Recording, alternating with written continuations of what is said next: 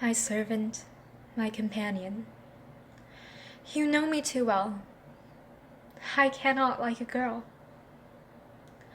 Our boundaries hold us well. Should either of us be man, we still could not savor our heart's attractions. The church would shame us, society crane their necks and banish us to medical treatment or prison cells, wicked, wretched, unfathomable. You know of my shortcomings.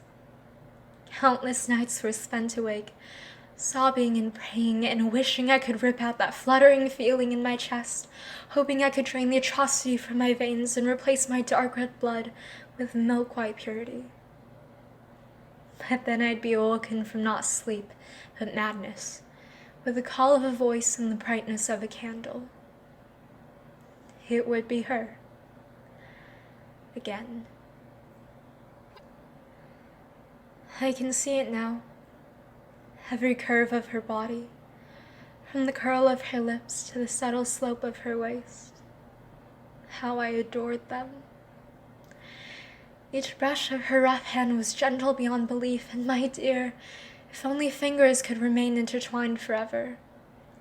I longed to breathe the same air as she, to know every inch of her skin. Even in her vicious scolding, I discovered the familiar caress of pondering, and with the faintest touch, I fell for the scent of a kitchen furnace and warm linen. But oh, it wasn't the primal, insatiable carnage of fire and brimstone that I desired. I envied a touch deeper than the shallow satisfactions of silk and crimson. It was not the kiss of Babylon's lips that tempted me into a bog of slander and wormwood.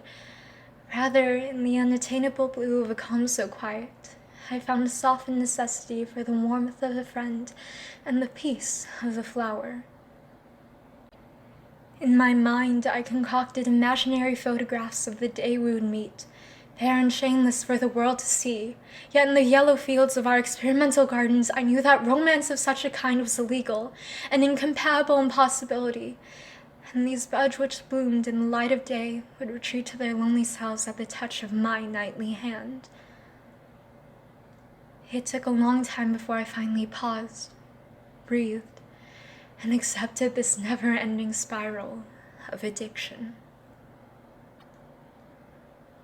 I suppose it wasn't really her that taught me much, but the idea of falling in love. I never explored the possibility before, locked in the mindset of, I will never love someone who could love me in return. But how can I think that way? Love is perfect and I am not. Therefore, I had only known what love was not, and not what love is. Love is not utter suffering nor elevated elation. Love is not cliché possessiveness nor loose ends. Love is not, love is not, love is not. But if one thing is true, the way I look at her is the same way I should look at others. Not only searching for faults, but recognizing and treasuring the beauty in everyone, even myself. It was here that I, the demon, came to the crossroads between a steadfast, worryless existence and having you be my first and last, in life and in love. For in my sin I found revelation beyond belief. I could not like a girl, but I could love her. Lenire.